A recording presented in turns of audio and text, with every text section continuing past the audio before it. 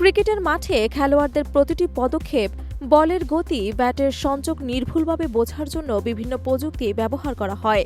এর মধ্যে অন্যতম হল স্নিকোমিটার।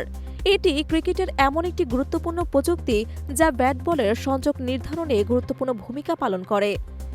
এটি একটি বিশেষ অডিও ভিত্তিক ডিভাইস যা ব্যাট বলের সংযোগের সময় যে শব্দ সৃষ্টি হয় তা শনাক্ত করে।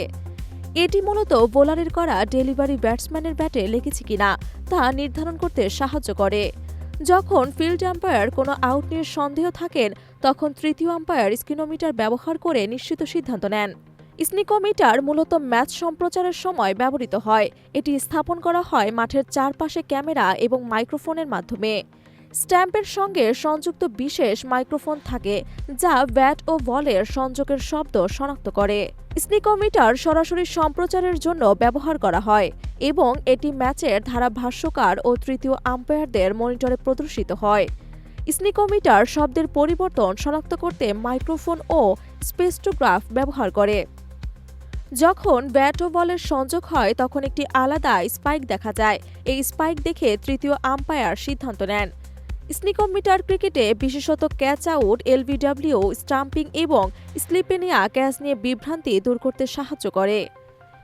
স্নিকোমিটার প্রযুক্তি প্রথম তৈরি করেছিলেন অ্যালান প্লাস। তিনি একজন ব্রিটিশ সাউন্ড ইঞ্জিনিয়ার। বর্তমানে এই প্রযুক্তির স্বত্বাধিকারী প্রতিষ্ঠান হল চ্যানেল 4 টেলিভিশন কর্পোরেশন। তবে এই প্রযুক্তি ব্যবহারের জন্য বিভিন্ন ক্রিকেট বোর্ড এবং সম্প্রচার সংস্থাগুলো লাইসেন্স নিয়ে থাকে। ক্রিকেটে স্নিকোমিটার প্রযুক্তি একটি গেম চেঞ্জার হিসেবে কাজ করেছে। এটি খেলা নিরপেক্ষতা বজায় রাখতে সাহায্য করে এবং বিতর্কিত আউটের ক্ষেত্রে সঠিক সিদ্ধান্ত নিশ্চিত করে।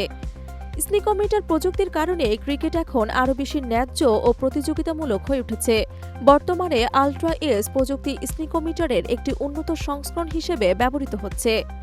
আল্ট্রা এজ প্রযুক্তি আরও বেশি নির্ভুল এবং দ্রুত কাজ করতে সক্ষম। তবে স্নিকোমিটার এখনও অনেক সম্প্রচারে ব্যবহৃত হয়।